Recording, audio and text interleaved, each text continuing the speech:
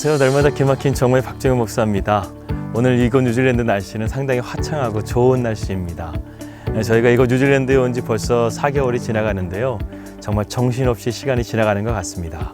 지금은 코로나 바이러스로 인해서 국가 전시 상황 4단계라서요. 각자 자기의 집에서 자가 격리를 하는 시간을 저희가 갖고 있습니다. 이번 주까지 저희가 자가 격리고요. 다음 주에는 아마 3단계로 내려가서 좀 자유롭게 움직일 수 있을 것 같습니다. 정부가 이렇게 초반에 긴장하고 대처를 잘 해서요. 이거 뉴질랜드는 확진자가 그렇게 폭발적으로 증가하진 않고 또 코로나 바이러스에 의한 또 사망자도 그렇게 많지 않은 것 같습니다. 늘 저희를 위해서 기도해 주시는 우리 날마다 기막힌 정오 식구들들 감사하고요. 아무튼 이 코로나 바이러스가 하루빨리 끝나서요. 우리의 삶의 안정을 찾고 또 우리가 성소에서 하나님의 기쁨으로 예배할 수 있는 그날이 빨리 왔으면 좋겠습니다. 오늘도 새로운 날이 밝았습니다. 오늘도 주님과 함께 동행하시면서요. 믿음으로 승리하시는 우리 날마다 기막힌 정오 식구들 되시기를 주님의 이름으로 기도합니다. 2020년 4월 22일 날마다 기막힌 정오 시작합니다.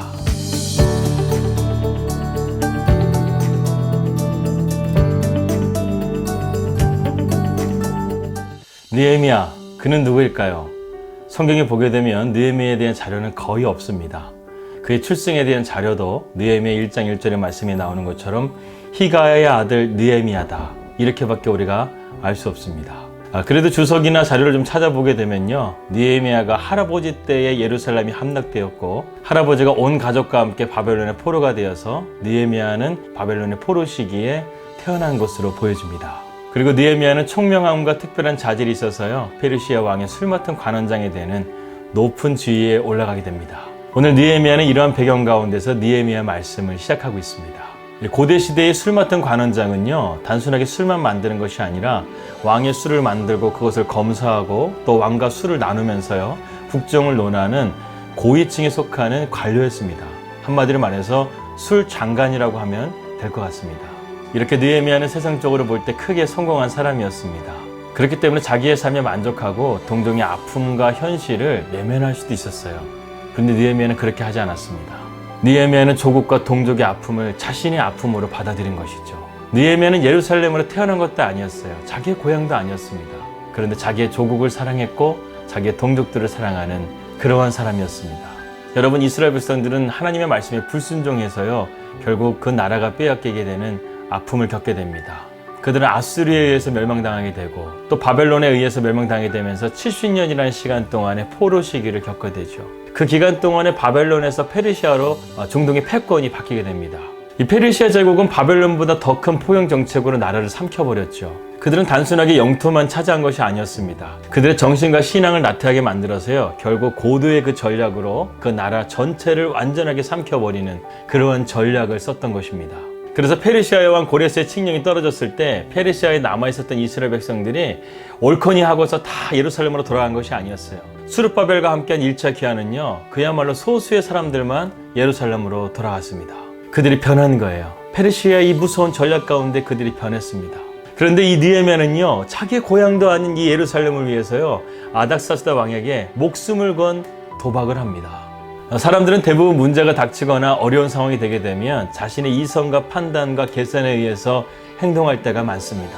그렇다고 한다면 느헤미야는 누구보다 이런 상황 가운데서 조용하게 있으면 평탄한 삶이 되었을 거예요. 그런데 느헤미야는 그러한 삶을 선택한 것이 아니라 하나님의 뜻을 따라 사는 삶을 선택한 것을 우리는 볼 수 있습니다. 인간적이고 세상적인 삶을 살아가는 사람에게는요, 하나님이 필요하지 않아요. 거기에는 오직 마귀의 역사, 마귀의 유혹만 있을 뿐입니다. 반면에 하나님이 원하시고 하나님의 뜻을 이루는 길에는요, 하나님의 인도하심이 있습니다. 그렇지 않고서는요, 우리는 그런 하나님의 뜻을 알 수도 없고 찾을 수도 없고 갈 수도 없기 때문에 그렇습니다. 사랑하는 여러분, 진정한 영성은요, 하나님의 인도하심을 받는 것입니다. 그것이 우리 그리스도인들에게 신앙이고 능력입니다. 그런 면에서 볼 때 오늘 우리가 살펴볼 느헤미야는요, 신앙의 아름다운 모범이 되는 사람이라고 할 수 있습니다.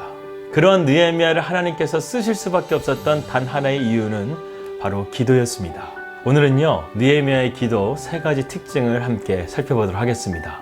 첫 번째, 기도의 사람 느헤미야는요, 문제의 답을 아는 안목이 있었습니다. 어느 날 느헤미야에게 예루살렘에 대한 소문이 들립니다. 그 소문은 이것입니다.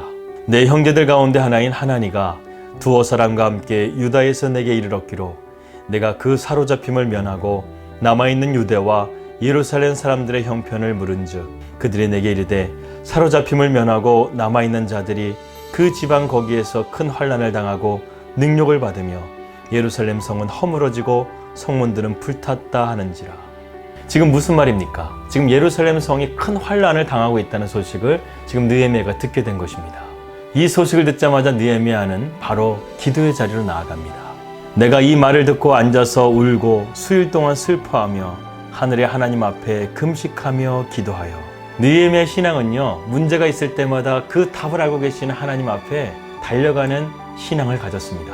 오늘 말씀처럼 느헤미야가 금식하며 기도했다는 것은요, 그가 평상시에도 항상 기도하는 사람이었다는 것을 알려줄 뿐만 아니라 금식하며 기도했다는 것은 그가 하나님 앞에 집중하기로 결심했고 하나님 앞에 목숨을 걸면서 자기의 조국과 동족들을 위해서 기도하기로 결심했다는 것입니다.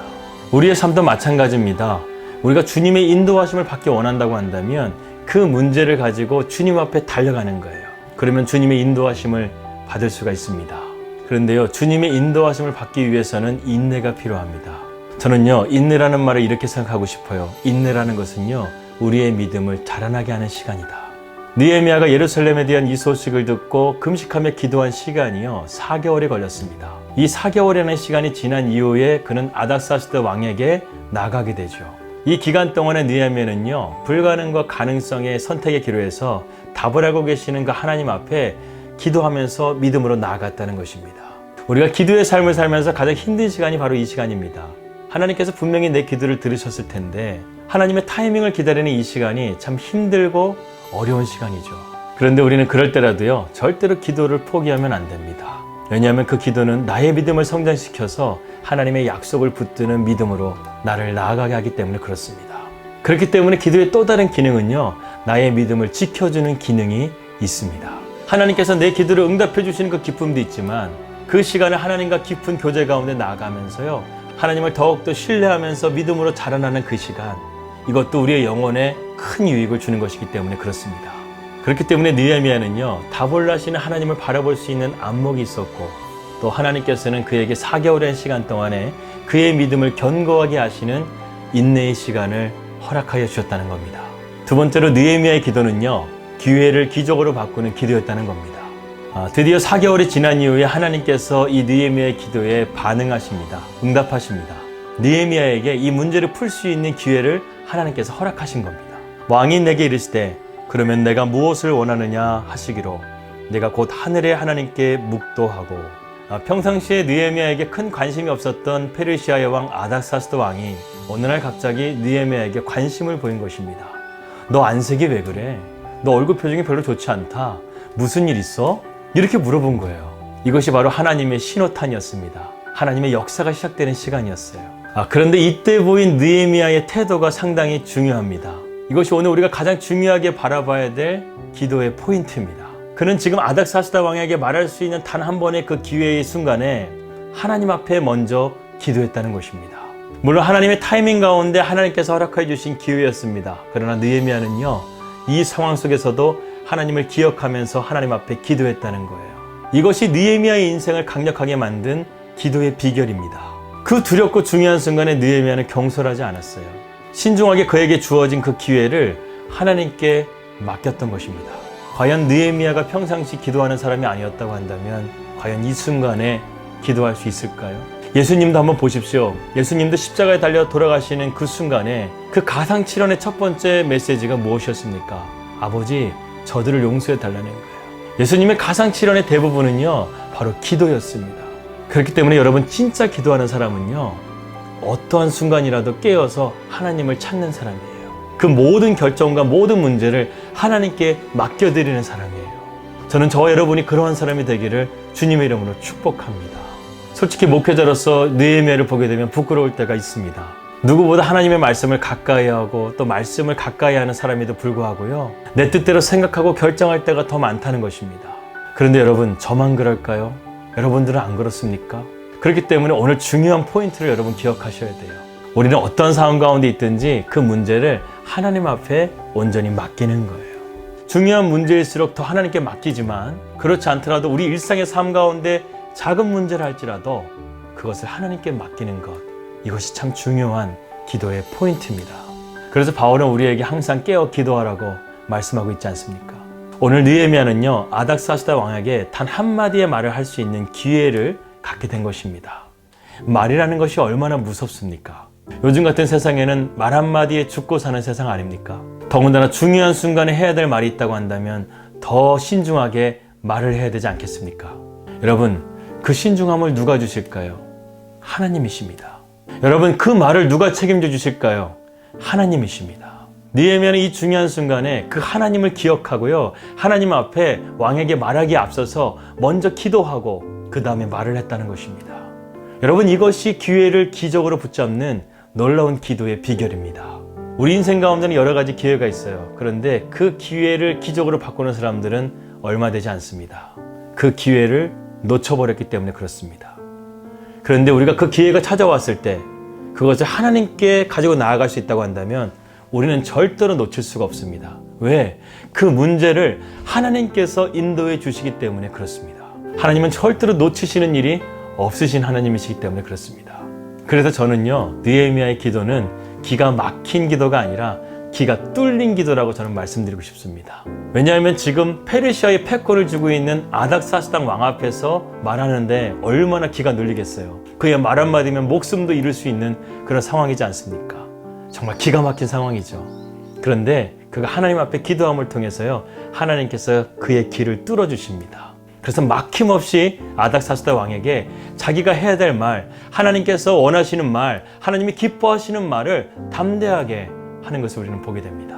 아무리 세상을 제패했다고 하는 페르시아의 아닥사스다 왕이라 할지라도 하나님이 함께 하시면요, 그 억누르는 불안과 염려와 두려움의 기가 뻥 뚫릴 줄을 믿습니다.